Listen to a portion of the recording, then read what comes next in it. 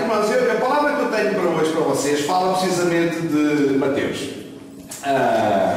E fala de um encontro que Jesus Cristo teve com um publicano, com um homem que era cobrador de impostos, não é? E esta mensagem vai estar à volta de uma refeição também. Portanto, tudo indica que existe um propósito, portanto, para esta palavra hoje. Mas eu queria que os irmãos ficassem pé, fôssemos ficar todos pé, porque eu queria dar graças a Deus primeiro e queria entregar este culto ao Senhor e esta mensagem ao Senhor, porque o Espírito Santo se mova e faça a sua vontade. Amém. Ok, irmãos, então o cenário desta mensagem está, podemos sentar, o cenário desta mensagem está em Cafarnaum. Cafarnaum era uma cidade muito importante, portanto, dos tempos da Igreja primitiva. Era a cidade onde Pedro, portanto, estava, era uma cidade pescatória, era uma cidade alfandegária, era uma cidade que ficava entre dois estados, okay? Ficava entre o estado de Cesareia, de Filipe, e a Galileia, que era governada por Herodes Antipas. Eu estou a dizer isto porque isto é importante, nós percebemos aqui a contextualização na mensagem. O texto que está por baixo desta mensagem dá também em Mateus 9, versículos 9 a 16. Não precisamos de ler agora, nós já vamos ler um bocadinho mais à tarde, mas se tiverem mais à frente, se tiverem a Bíblia convosco, podem marcar, porque eventualmente, portanto, nós vamos lá. Este é o momento em que Jesus Cristo chama, portanto, Mateus. Mateus era um cobrador de impostos, portanto, não era uma figura muito bem vista, portanto, naquele tempo. Ele era conhecido também pelo nome de Levi, portanto, era o seu nome, portanto, no Antigo Testamento, e Levi significa junto, portanto, unido. Entretanto, no Novo Testamento, Jesus chama-lhe de Mateus, e Mateus significa dom de Deus. Mateus significa dom de Deus, e é o nome pelo qual nós conhecemos, portanto, este Levi no Novo Testamento. Conforme eu tinha dito, ele era um cobrador de impostos, portanto, ele era um publicano. Ele trabalhava em Cafarnaum, na alfândega de Cafarnaum. Portanto, devemos pensar e perceber que, ainda que isto tenha passado há cerca de 2000 anos atrás, as coisas não eram muito diferentes do que são hoje. Portanto, havia uma alfândega, havia comércio, havia impostos, portanto, havia legisladores, portanto, tudo funcionava mais ou menos, portanto, da mesma maneira. A tecnologia era diferente, mas as pessoas eram muito iguais. Não havia muita diferença nas pessoas, nem no tipo de vida que as pessoas eventualmente faziam. Portanto, ele era um cobrador de impostos, trabalhava nesta alfândega, e o que os irmãos precisam saber é que existia uma hierarquia na cobrança de impostos. Cafarnaum pertencia, portanto, ao estado da Galileia, que era governado por Herodes Antipas, um dos filhos, portanto, de Herodes. E o que acontecia é que este Herodes tinha sido nomeado por Roma para ser rei, portanto, daquela região.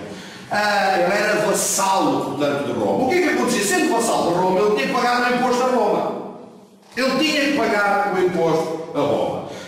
César disse, ok, tu vais ser rei ali daquela terra, da Galileia, és tu que vais mandar ali. Olha, o imposto para aquela zona são 200 mil euros ano, por dizer qualquer coisa.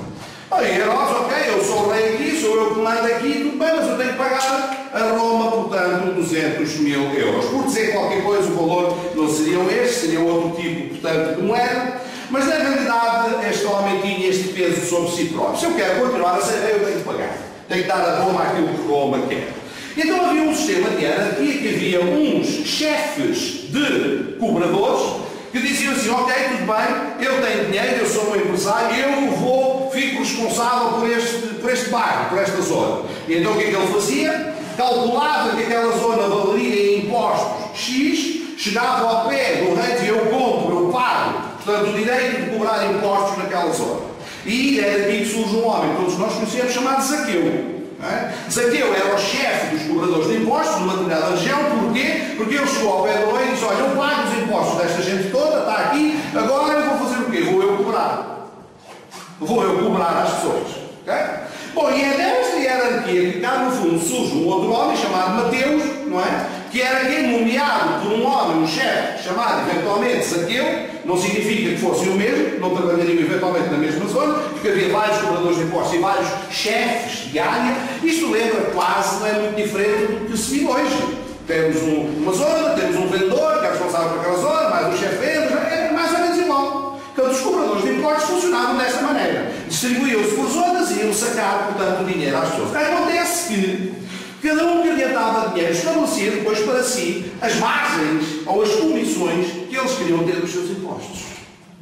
Bom, então o que é que acontece? Toda esta gente enriquecia à custa do povo. Porquê? Porque depois, para a sua proteção, não é? Roma punha os soldados e o próprio rei punha as suas tropas a proteger os cobradores de impostos, okay? Porque eles já tinham recebido antecipadamente o dinheiro, não é? E agora os outros tinham que fazer as suas cobranças e, portanto, encherem-se desta forma.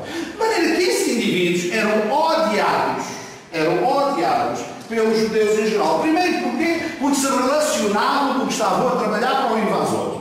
Roma era o invasor e eles estavam a trabalhar para os invasores. Segundo, porque se enchiam, porque cobravam muito mais, portanto, do que aquilo que efetivamente, portanto, deveriam cobrar. Portanto, não eram pessoas muito bem vistas.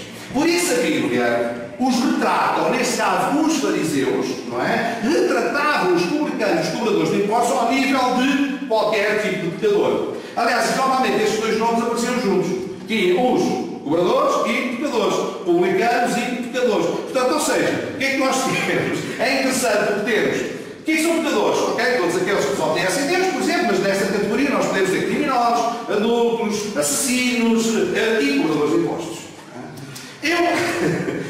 Eu quase que me atrevo a pensar, não é? Que nós hoje não estamos a viver tempos muito diferentes. Hoje os nossos cobradores de impostos, não é? Hoje as nossas, já não temos alfândegas, mas temos finanças, comportam-se quase da mesma maneira. Portanto, aquilo é o sacar, okay? Tirar o máximo possível, não importa, portanto, em que circunstância que as pessoas ficam. Assim era naquela altura. Portanto, estas pessoas não eram nada bem vistas. Bom, acontece que o Senhor Jesus, ao passar em Cafarnaum, vê um destes espécimes, uma destas pessoas, okay, Mateus, na coletoria, portanto, não era nas finanças, na alfândega, provavelmente a contar dinheiro, provavelmente a fazer alguma coisa, e chama-o para vir com Jesus. Okay? Portanto, é interessante que Jesus, sendo fiel àquilo que ele veio fazer, que é chamar os pecadores ao arrependimento, não é? Ele não desconsidera um tipo de pecador por ser um indivíduo que lida com dinheiro. Nós pensamos que o pecador, por exemplo, é apenas aquele que rouba, que mata, que faz coisas dessas, não é? Mas aqui estamos a pegar num indivíduo que aparentemente não fazia nada disto, em que o seu pecado, o seu erro, era explorar as pessoas. Nós não conhecemos a história em detalhe de Mateus. Só conhecemos o seu trabalho e pelo seu trabalho nós podemos inferir aquilo que Mateus fazia tanto na sua vida. Mas o que é importante aqui percebermos é que quando Jesus chama Mateus, Mateus converte-se. Quando Jesus chama Mateus, Mateus passa a seguir Jesus. Ele torna-se um dos discípulos de Jesus. Ele abandona o tipo de vida que estava a fazer e reparem bem, tanto abandona que nem sequer é nomeado como o tesoureiro do grupo. Porque, como nós sabemos, o tesoureiro do grupo era Judas. Mas Mateus estava muito habituado a lidar com dinheiro, porque era essa a sua vida. Mas nem com Cristo, nem em Jesus, ele continua a fazer exatamente o mesmo que fazia. Ele podia ser responsável pelas finanças do grupo. Mas não. Nós não sabemos qual era o papel de Mateus no meio dos 12. Pelo menos aparentemente. Aquilo que eu sei é que Mateus fez uma coisa tremenda. Mateus fez uma coisa tremenda que nós nem nos apercebemos muito bem do que Mateus fez. Mateus teve um relacionamento tão estreito com Jesus que nos permite hoje conhecermos a história de Jesus através daquilo que Mateus escreveu. Jesus chamou Mateus para um trabalho tão importante que é retratar, que é recordar, que é gravar para as gerações futuras toda a história de Jesus, tudo aquilo que Jesus viveu. Portanto, Mateus tornou-se um evangelista, Mateus tornou-se um homem cuja sua função e o seu chamamento era recordar para a memória futura aquilo que Jesus Cristo estava a fazer. Agora, reparem bem, qual é a primeira coisa que Mateus faz? A primeira coisa que Mateus faz é um banquete em sua casa. Mateus convida Jesus para ir comer em sua casa. Irmãos, eu não estou a contar uma história do passado. Okay? Todos nós, de alguma forma, somos uma espécie de Mateus hoje. Okay? Mateus convidou Jesus para ir comer a sua casa? Quantos hoje, irmãos, estamos a convidar Jesus para vir comer a nossa casa? Esta é a primeira pergunta que nós temos de fazer a nós próprios. Será que estamos a convidar Jesus para vir comer a nossa casa? Será que estamos a convidar Jesus para entrar na nossa casa? Para ser dono da nossa casa? Para gerir a nossa casa? Para gerir dentro da nossa casa as nossas relações, as nossas finanças, o nosso relacionamento com Deus? Será que Jesus habita na nossa casa? Ou será que Jesus simplesmente habita apenas em nós? Quando Jesus chamou Mateus aceitou em si. Mas Mateus fez mais. Mateus trouxe Jesus para dentro da sua casa. Mas será que Mateus só fez isso? Não. O relato conta-nos que naquele banquete estavam com ele os discípulos também. Então Mateus convidou Jesus a entrar na sua casa e Mateus convidou também, porque com Jesus vinham os seus discípulos a entrarem na sua casa. Era normal, eram aqueles que vinham com Jesus. Mas o que provavelmente não seria muito normal foi que Mateus também convidou o quê? Os seus colegas de trabalho, aqueles que, como ele, andavam de porta em porta ou de casa em casa, de pessoa em pessoa, de negócio em negócio, a cobrar impostos para seu enriquecimento. E que Mateus agora vai fazer uma coisa: chama todos os seus amigos, chama todos os seus colegas de trabalho, chama todos aqueles que, como ele era, pecadores como ele era, e convida-os para virem à sua casa para fazer o quê? Para ter um encontro com Jesus. Mateus sentiu no seu coração que a sua vida tinha sido transformada, os seus objetivos eram completamente diferentes hoje. Em Cristo, Mateus não era já um cobrador de impostos, em Cristo, Mateus era um evangelista. E ele faz a primeira coisa que é chamado a fazer: peguem todos aqueles que conhecem e convidam-os para irem à sua casa, para eles todos também terem a possibilidade de terem um encontro com Jesus. Irmãos, os relatos que nós temos ouvido, muitas vezes dentro da igreja, é: eu converti-me e nunca mais vi os meus amigos. Eu converti-me e nunca mais fui ao café. Eu converti-me e nunca mais joguei à bola. Eu converti-me e nunca mais fiz isto. Eu converti-me e nunca mais fiz aquilo. Eu converti-me e saí do mundo. Eu converti-me e deixei de estar com as pessoas com quem eu lidava. Eu converti-me e então o que é que eu fiz? Fechei-me dentro da igreja. Agora tenho aqui uma nova família. Aqui é muito bom. Okay? Aqui está tudo protegido. Aqui não acontece nada. Aqui é conforto. Mas nós não fomos chamados para o conforto. Nós fomos chamados para o evangelismo. Nós fomos chamados para a comunicação da palavra. Nós fomos chamados para levar o reino de Deus às pessoas. E temos que aprender com Mateus. Nós às vezes passamos nesta leitura assim tão depressa, tão a correr, e não nos apercebemos da estratégia evangelística de Mateus. Mateus convidou Jesus à sua casa. Com Jesus vêm todos os seus discípulos. E Mateus vai junto dos seus colegas e diz: venham à minha casa, vou fazer uma festa lá em casa, venham todos à minha casa. E convidando todos os cobradores de impostos, toda aquela multidão, entram todos em casa de Mateus e todos têm a oportunidade de ouvir Jesus Cristo anunciar o reino. E o que é interessante é que havia um terceiro tipo de pessoas que estavam lá também, que eram os pecadores. Então tínhamos os discípulos de Jesus, tínhamos os publicanos e tínhamos os pecadores. O texto diz que eram todos aqueles que seguiam Jesus e que eram em grande número. Bom, Mateus tinha que ter uma casa muito grande. Mateus tinha que ter uma casa grande, ou pelo menos um pátio muito grande, não é? Para receber todas estas pessoas, não é? Que estavam ali juntos, portanto, com Jesus. Irmãos, o convite de Mateus é o elo de ligação entre muitos. O convite de Mateus levou muitas pessoas à salvação naquele momento. Quando Jesus estava ali a comer com eles, era natural que os publicanos, os cobradores de impostos, os colegas de Mateus, vendo o que se passava com Mateus e a transformação que estava em Mateus, e tendo ali o homem que estava a transformar a sua vida, que perguntasse: então, mas fala-me lá desse reino, como é que as coisas funcionam? Mas quem és tu? És tu mesmo o Messias? Não és tu mesmo aquele que veio libertar? És tu mesmo aquele que veio tirar o jugo? És tu mesmo? Todos aqueles homens e mulheres que ali estavam aproveitavam para fazer perguntas a Jesus sobre o seu ministério. Mas é interessante, irmãos, que a pergunta que eu faço neste momento é: estamos a ser como Mateus, estamos a convidar as pessoas à nossa casa para terem um encontro com Jesus. E por isso é interessante, quando eu hoje, há bocado, falava do convívio que nós estávamos a ter ontem em casa da Belinha, ao jantar, ao almoço, de todo o convívio que se fez ali, toda a comunhão que se fez ali. Esta é a estratégia de Mateus. E muitas vezes, irmãos, nós temos que olhar para as nossas casas e transformar os nossos lares em lares Mateus. Lugares onde nós convidamos as pessoas para virem, para poderem tomar uma refeição, para poderem ouvir falar de Jesus, para poderem conhecer os milagres que Jesus tem feito na nossa vida e para que eles próprios tenham um encontro com Jesus. Mas nós muitas vezes afastamos-nos do mundo, nós fugimos do mundo. A Bíblia diz: quem ama o mundo, o amor do Pai não está nele. Então nós muitas vezes pegamos neste versículo: não és o mundo, nem as coisas do mundo há. Infiéis, se alguém ama o mundo, portanto o amor do Pai não está nele. Mas esquecemos que Deus amou o mundo de tal maneira que enviou o seu Filho para morrer por esse mesmo mundo.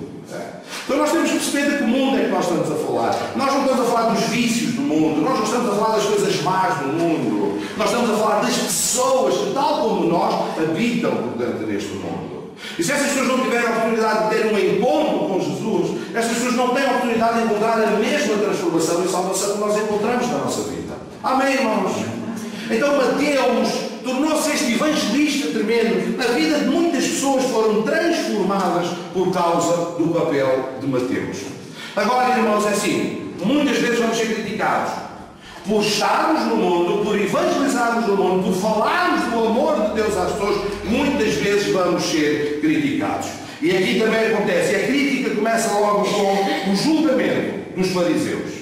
Os fariseus chegam perto dos discípulos de Jesus e fazem a pergunta: por que come o vosso mestre com publicanos e pecadores?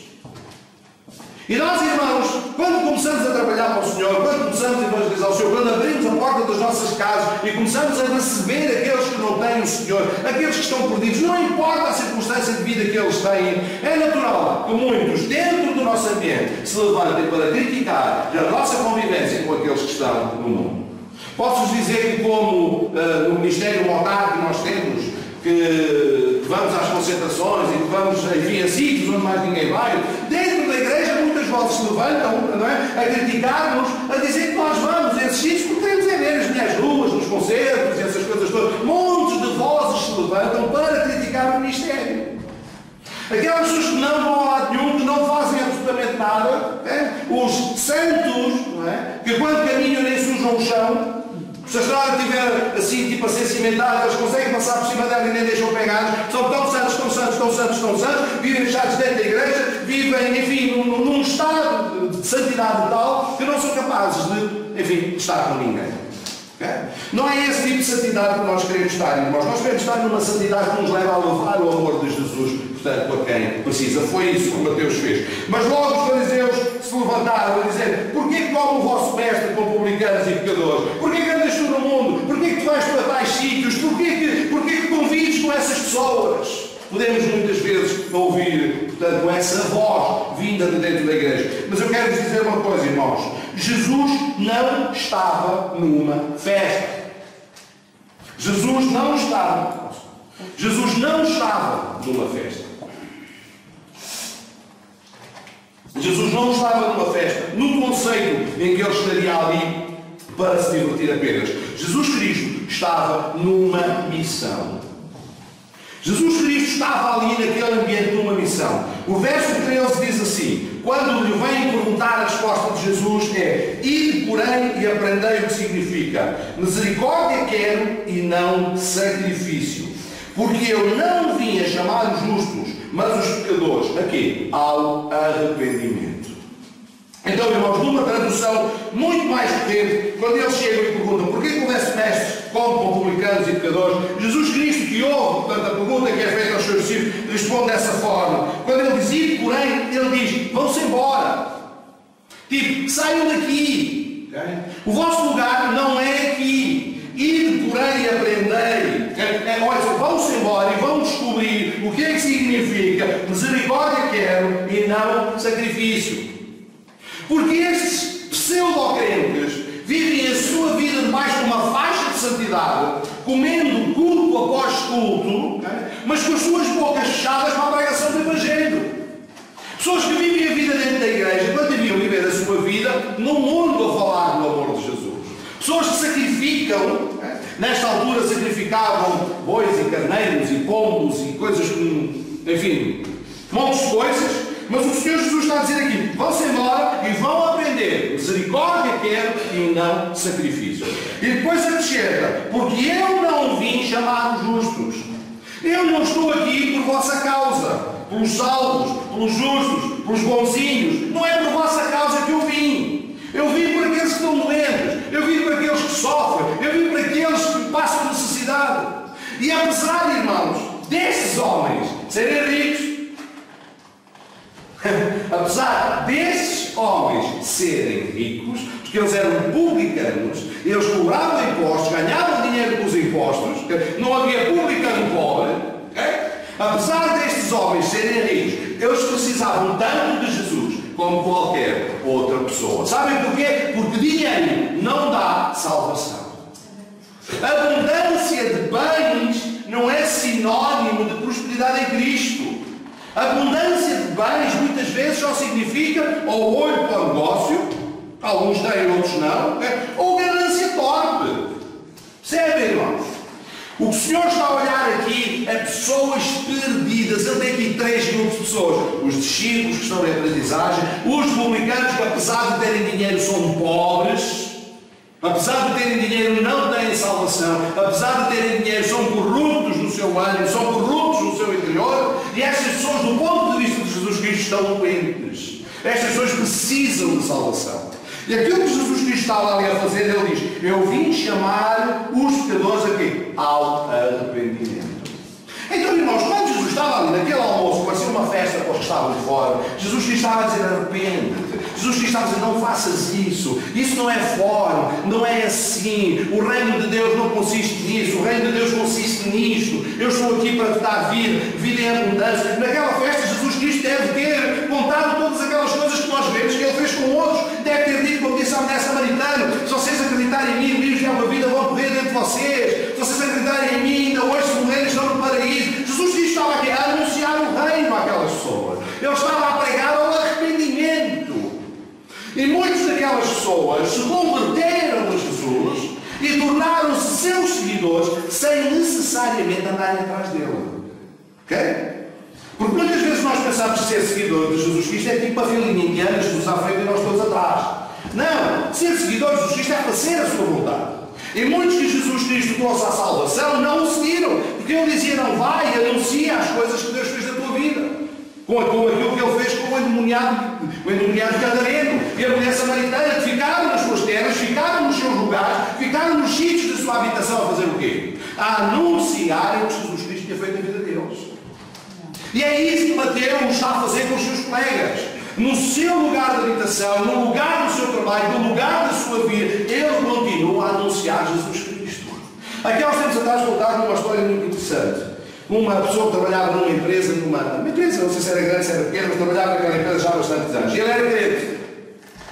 Ele procurava dentro daquela empresa ser um exemplo. Trabalhava bem, não faltava e tal, mas era um crente calado. Há um dia, uma altura, que uma pessoa naquela empresa, um colega dele, se converteu. E quando aquele colega se converteu, começou a falar de Jesus a todos os seus colegas dentro da empresa. Até que aquele colega já estava lá há tantos anos. Quando o colega lhe veio falar de Jesus, ele disse, eu também sou crente. Eu também tenho Jesus. Que vergonha, irmãos. Não é? Que vergonha. Okay? Um indivíduo que estava ali há tanto, isto é uma história verídica, isto é verdade, isso aconteceu. Um jovem que se converteu e começou a pregar Jesus, e aquele que tinha anos de igreja, estava no seu lugar de trabalho, completamente calado. Ninguém sabia que ele era crente. Ninguém sabia que ele tinha uma tão grande salvação em sua vida. Amém, irmãos? Seguir Jesus Cristo não é necessariamente largar todas as coisas e ir atrás dele. Não é necessariamente tornar-se pregador da palavra. Não é necessariamente tornar-se líder de louvor. É onde nós estamos, na escola, no trabalho, no nosso lugar, onde quer que nós estejamos, aí está a presença de Deus, porque Ele habita em nós.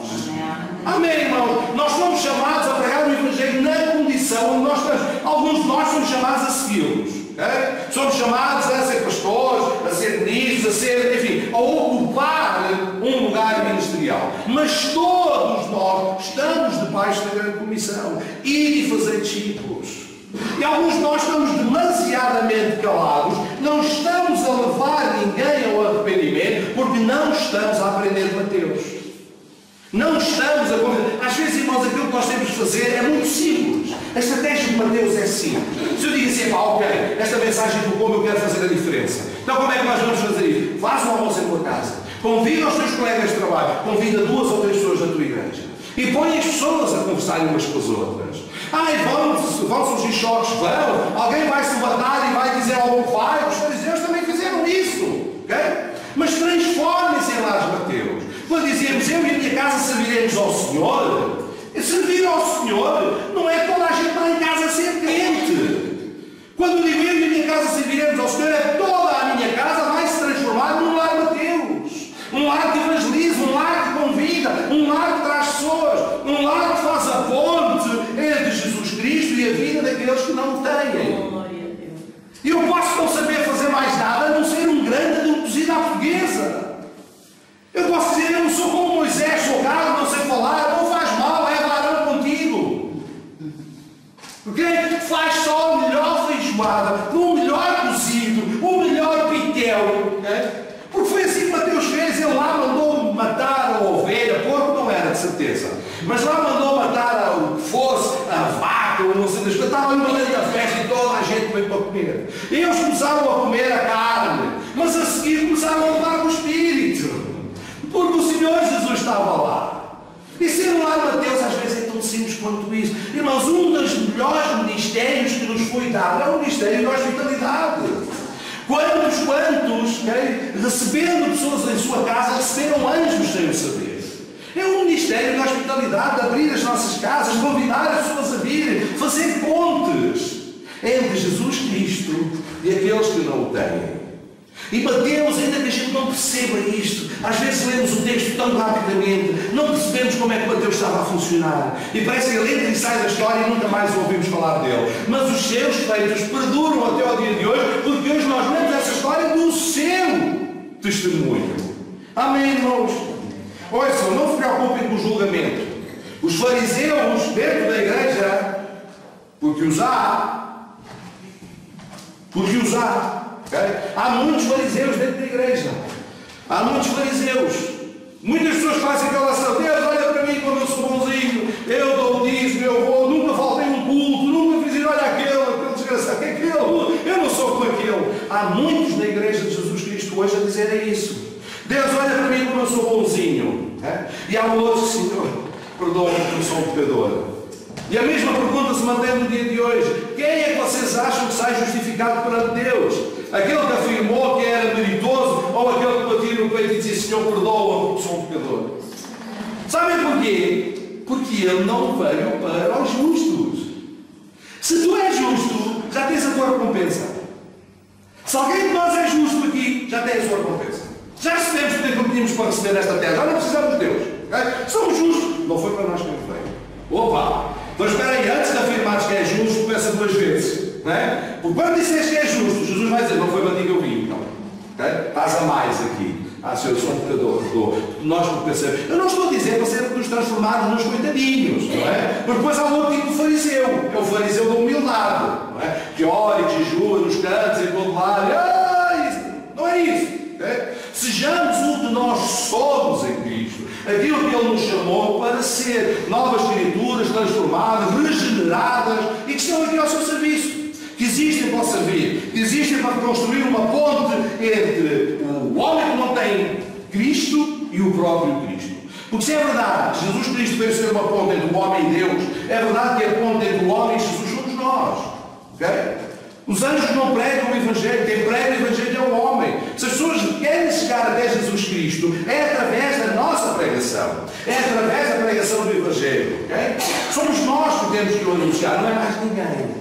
Então é assim, para aqueles que acham que não têm dom nenhum, ouçam, pastelinhos de bacalhau são uma delícia. Toda a gente gosta de pastéis de bacalhau. Arroz doce, quem não gosta de arroz doce? A letria é tão bom. Um cozido à portuguesa, um ensopado de coelho, eu sei lá. É? Façam festas. façam festas e convidem os amigos. Não é os crentes. É os que não são crentes. Okay? Não é os que esses, ouçam, esses já estão salvos. Não significa que não os convidem, não é isso, convidem toda a gente. É pá, o pastor disse para nunca mais convidar crentes à minha casa. Não é isso que eu estou a dizer. Convidem os crentes, mas convidem os que não são crentes. Presentem as pessoas uns aos outros e deixem que Jesus Cristo faça o seu papel. Amém, irmãos? Hoje levantarem-se os fariseus vão se levantar contra vocês, mas não foram só os fariseus que se levantaram. A seguir, Jesus Cristo sofreu o juízo dos próprios discípulos de João, porque os fariseus apareceram e disseram: por que o vosso mestre come com publicanos e pecadores? Mas a seguir vieram os discípulos de João, chegaram ao pé de Jesus e disseram assim no verso 14: porque jejuamos nós e os fariseus muitas vezes, e os teus discípulos não jejuam. Uau, o homem está ali numa festa, Mateus está a fazer o seu trabalho, converteu-se, entregou a vida a Jesus, disse: ok, mais pessoas precisam de conhecer este Jesus que salvou a minha vida, faça uma festa, convida os seus amigos, convida pecadores, convida toda a gente. Parecem os fariseus a dizer: porquê comes com estes? Depois aparecem os discípulos de João e dizem: nós andamos aqui a jejuar, os fariseus também, e vocês andam aqui a comer e a beber, vocês não jejuam. Esta conversa não foi tida diretamente com os discípulos, foi diretamente com Jesus. Ouçam, começa de caras de pau, né? Cara de pau. Vão ter com Jesus: olha lá, nós jejuamos e vocês não jejuam, tu e os teus discípulos não fazem jejum. Isto é ser cara de pau, quer dizer. Ouçam uma resposta de Jesus. Assim disse o Senhor dos Exércitos.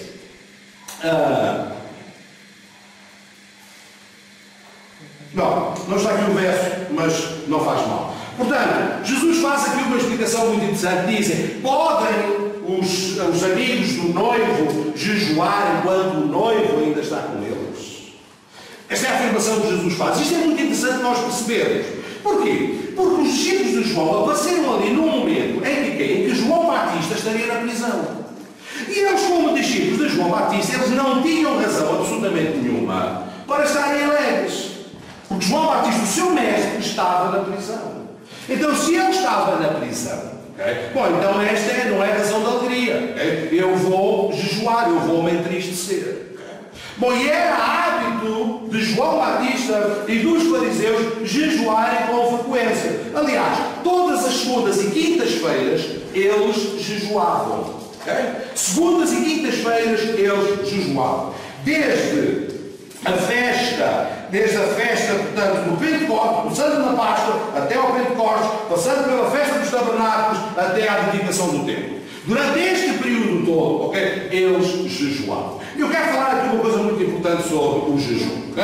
Este jejum tinha sido instituído de alguma forma ali no tempo do cativeiro. Durante 70 anos, em que eles estiveram no cativeiro, eles jejuavam com frequência. E faziam jejum pelo quarto mês, que foi na altura em que houve a brecha, portanto, nos muros de Jerusalém, quando Nabucodonosor começou a conquista de Jerusalém. Depois jejuavam no quinto mês, porque foi a altura em que o templo foi destruído e foi queimado. Jejuavam no sétimo mês, por quando foi lá um homem importante dos judeus foi assassinado. E jejuavam no 10º mês, foi quando se completou o cerco, portanto, de Jerusalém. Então, durante o tempo todo que eles estavam no cativeiro, eles jejuavam. Jejuavam, portanto, eles contristavam a sua alma por causa disso. Mas em Zacarias 8,19, vejam o que é que o Senhor diz. Em Zacarias 8,19 diz assim: assim diz o Senhor dos Exércitos. Parem bem, o jejum do quarto mês, e o jejum do quinto, e o jejum do sétimo, e o jejum do 10º mês, será para a casa de Judá gozo e alegria, e festividades solenes. E depois diz: amai, pois, a verdade e a paz. Então os judeus e os fariseus em geral continuavam a jejuar por algo do qual eles já tinham tido livramento. Porque quando eles obtiveram livramento, quando foi dado o decreto que eles podiam voltar para Jerusalém e começaram a reconstruir novamente as muralhas de Jerusalém, então o Senhor chamou Zacarias e disse: esses jejuns que vocês estão a fazer, que são jejuns de sentimento triste, de tristeza, são transformados transformados em dias de quê? Em dias de alegria, festividades solenes, de gozo. Porquê? Porque o livramento tinha vindo sobre as vidas deles. E irmãos, o que estes homens continuavam a fazer? Continuavam a jejuar. Porquê? Porque eles viviam de aparência de espiritualidade. Eles viviam da aparência de espiritualidade. E muitas vezes nós, nos tempos de hoje, também vivemos da aparência de espiritualidade. Nós vivemos na igreja com aparência de espiritualidade. Nós devíamos realmente ser pessoas espirituais, andar no espírito, mas muitas vezes nós vivemos da aparência de espiritualidade. Coisas que nós não fazemos, coisas que nós não dizemos, a nossa postura, as nossas idas à igreja, são tudo aparências de espiritualidade. Jesus tinha dito, Deus tinha dito para que aqueles dias fossem transformados em dias de gozo, mas eles continuavam a fazer daqueles dias de tristeza. Irmãos, isto é muito interessante, porque isto é uma afronta a Deus. Isto é tentar Deus. Nós estamos a fazer a nós, mais do que aquilo que Deus nos pede, como se a nossa justiça fosse superior à de Deus. Vou-vos dar alguns exemplos. Deus já me perdoou, mas eu não me perdoo a mim mesmo. Então, espera aí, alguma coisa estranha aqui. Deus, que é Deus, pode-me perdoar os meus pecados, mas eu não me perdoo a mim mesmo. Então significa quê? Que o meu sentido de moral e justiça é maior do que o dele? Quando eu digo, Deus perdoou, mas eu não perdoo, então o quê? Estou-me a pôr acima de Deus no que diz respeito à moral, à ética e à justiça? Achando que o seu perdão, o perdão que Ele deu, é leviano? Se eu já me perdoei, eu continuo a castigar? Se eu já me libertou, eu continuo em prisões? Então eu estou a fazer da minha justiça superior que a justiça de Deus. Amém, irmãos? E há muita gente hoje na igreja a viver assim. E estes discípulos de João e os fariseus jejuavam nesta condição. Eles viviam, portanto, da aparência exterior. Eles durante 70 anos fizeram isto. Depois de terem sido libertos, depois de terem um novo mandamento, eles continuaram, portanto, a fazer o jejum. Ok, o que é que acontece aqui, Jesus? Porquê que os discípulos de Jesus não podiam jejuar? Eles podiam se quisessem, porque eles estavam a viver a festa. O noivo estava com eles. O noivo, que é Jesus, estava com os seus discípulos. Portanto, não havia motivos absolutamente nenhuns para que a tristeza invadisse o coração deles. Ainda que João estivesse na prisão e que seria normal que eles jejuassem por causa de João, não fazia sentido que os discípulos de Jesus jejuassem, quando o noivo estava com eles. E Jesus afirma, um dia o noivo se lhes atirar, nessa altura eles vão jejuar. E é verdade, quando Jesus Cristo morreu e ascendeu, eles estavam jejuando, eles começaram a jejuar. Paulo dizia muitas vezes em prisões e em jejuns, eles estavam a jejuar no cenáculo enquanto esperavam que o Espírito Santo descesse. O noivo foi-lhes tirado. O noivo foi-nos tirado. Portanto, nós hoje devemos fazer jejum, sim. Para quê? Para nos aproximarmos de Deus. Não porque o nosso jejum vai agradar a Deus.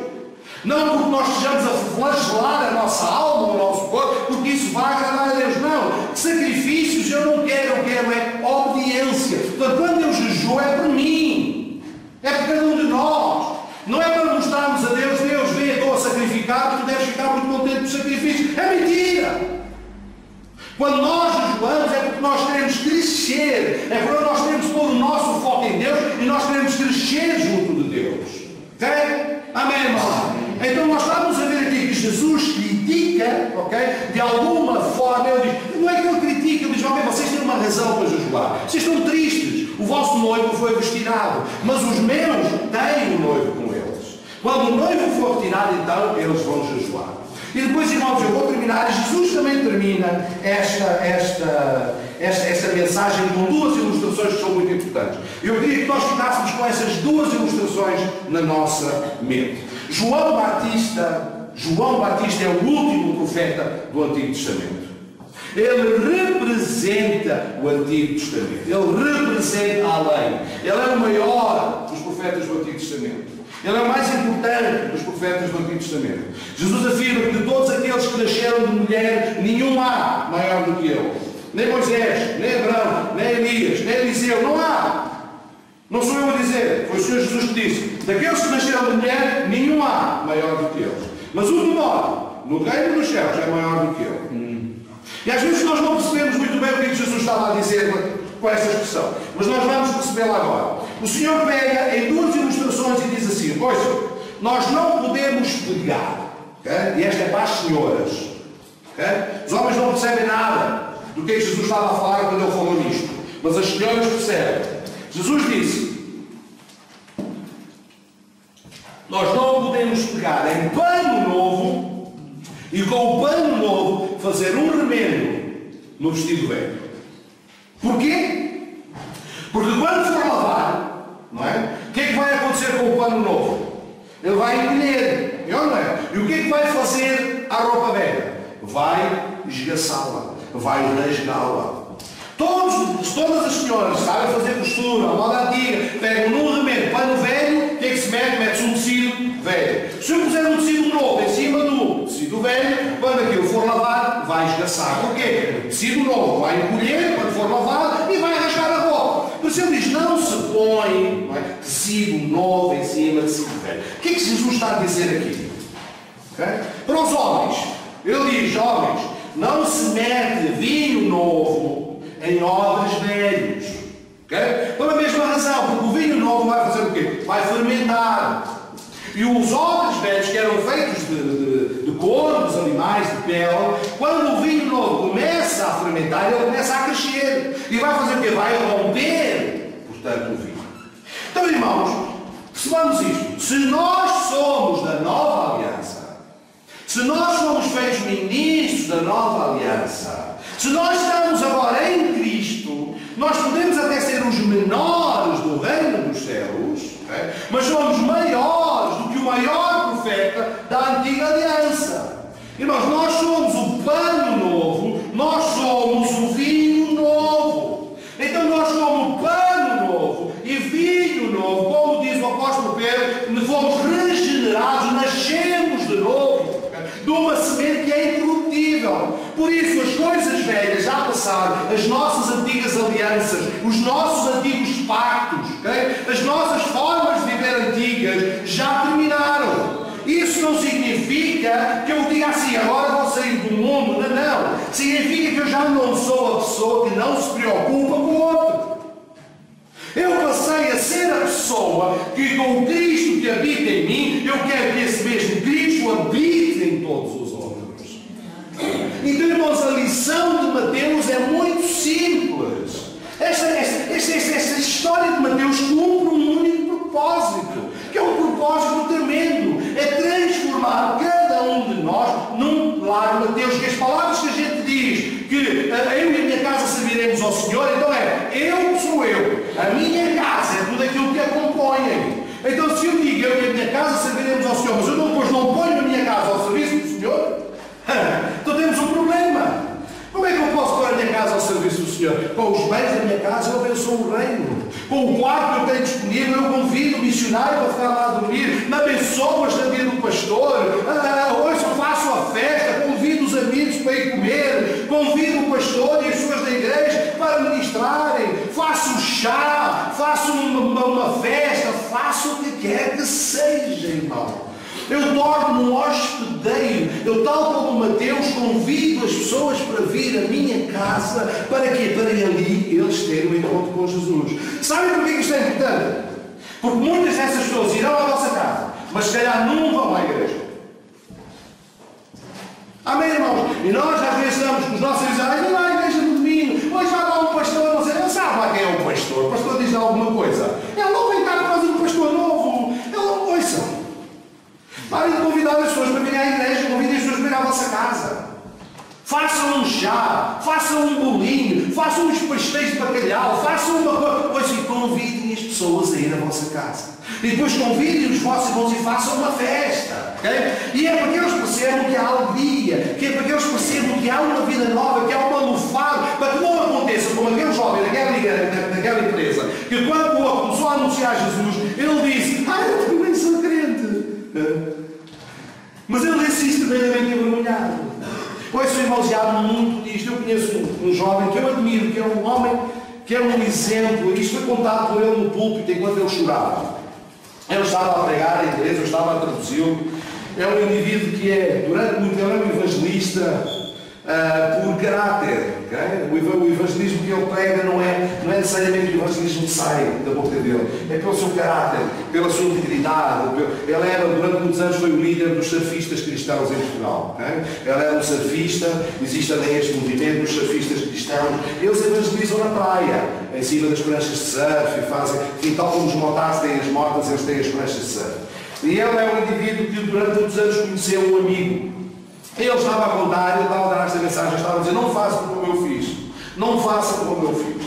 Ele tinha um amigo, um indivíduo com quem ele se relacionava muito bem, e esse amigo era um indivíduo que era um culturista, era um homem que achava que ele próprio era o seu Deus. No sentido de que não era vaidade, era no sentido de a mente, o intelecto, nós conseguimos perceber as coisas todas, o ser humano, a perfeição do ser humano, percebe? Era nesse sentido, não era da arrogância, era no sentido que o ser humano, o homem, é o seu próprio Deus, no sentido que consegue saber tudo, consegue aprender tudo, consegue fazer todas as coisas.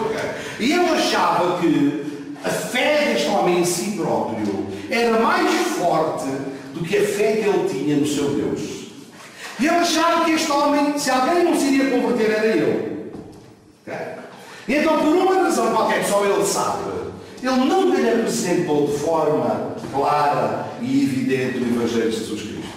Esse amigo meu foi para a Inglaterra estudar, fazer um curso, ele já tinha foi fazer outro. Depois, quando voltou, algum tempo depois, 2, 3 anos depois, encontrou esse amigo na praia. E esse amigo veio ter com ele, exuberante, ok? Exuberante, e saca! Pá, queres saber uma coisa? Estou fantástico e tal, agora vou para a igreja. Vem a igreja batista aqui no Estoril, pá, porque eu converti-me, aceitei Jesus como meu salvador pessoal. E o Zaque começou a chorar. E mais uma vez se envergonhou, ele foi só esta vez, outros, por ter achado que aquela pessoa nunca se iria converter. E ele sentiu-se envergonhado, porque eu conheço esta pessoa há tantos anos. Há tantos anos que eu lido com esta pessoa. Tantas vezes orei por ela. E nunca sabe, se eu achava que alguém não se ia converter, era ela. E agora aquele jovem estava a pegar isto no púlpito, a confessar a sua vergonha, okay? Porque aquele homem se converteu e não tinha sido ele, o seu grande amigo, a falar de Jesus. E nós temos tão grandes pessoas, tão grandes amigos na nossa vida, pessoas que nós amamos tanto, temos tanto medo de os perder, que nós falamos de Jesus. Temos medo, já quando eu começar a falar de Jesus, vai pensar que eu sou para mim testemunha de Jeová, ou que sou não sei o quê, e nunca mais vou lá. E não falamos, porque prezamos a amizade, okay? E não falamos de Jesus à pessoa. Sabe o que pode acontecer, irmãos? Estas duas histórias são bonitas. Porque quando alguém foi pregar, eu também sou e ficou envergonhado. Mas muitas vezes as pessoas, em vez de conhecerem Jesus, não conhecem. Simplesmente morreu.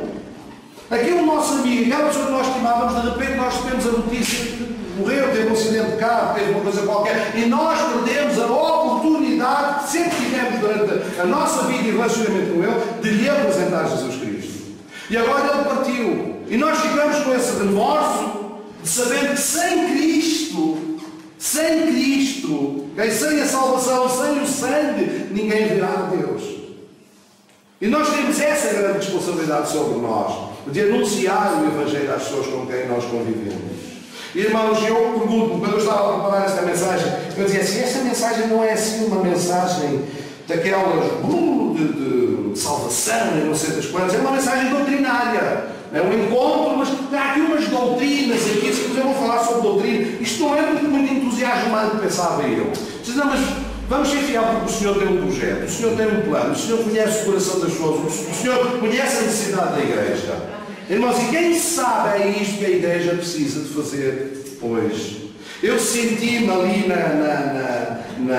senti que a Belinha estava a ser casa de Mateus, okay? Pela festa, pelo convívio, irmãos. Se calhar nós devemos, não sei, pastor, criar um conceito de, ok, vamos aprender a fazer isto. Vamos criar Lares Mateus. Uma vez por mês, uma família que se levanta e diz: este mês eu sou a família Lares Mateus. Okay? Então vamos convidar pessoas, vamos convidar amigos, vamos fazer um chá em minha casa, ou vamos fazer uma refeição, ou vamos fazer qualquer coisa. Uma coisa simples, um chá, uns bolinhos, e vamos convidar os meus amigos mais próximos. E vou convidar alguém na igreja. E vamos fazer uma coisa lá, vamos fazer um convívio agradável. Vamos falar sobre Jesus, vamos partilhar ideias, vamos partilhar pensamentos. E vamos ver como é que o Senhor se move no meio disto tudo. E este mês eu sou a família Mateus. No próximo mês sou eu, família Mateus. No próximo mês sou eu, família Mateus. E quem sabe se desta forma nós começamos a alcançar a cidade para Jesus. Começamos a alcançar as empresas para Jesus. Começamos a alcançar os nossos amigos para Jesus. Amém, irmãos? Vamos fazer como Mateus fez. Há uma coisa que eu quero terminar com isto. Algumas pessoas dizem que um homem só se realiza quando faz três coisas. Não é? Um filho, escreve um livro e planta uma árvore. Não é? Eu não sei se Mateus fez filhos. Não sei se ele plantou árvores, mas uma coisa eu tenho a certeza: o livro ele escreveu. E eu uma vez vi um pregador fazer o seguinte: nós estávamos numa convenção e ele disse: peguem por favor as vossas Bíblias e abram, agora façam isso, por favor, abram em Atos 29, se não se importa, versículo 1 de Atos 29. Primeira pessoa que encontrar, diga Atos 29.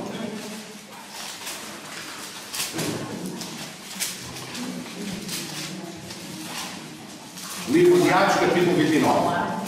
Já encontraram? Quem encontrou pode ler. Não há.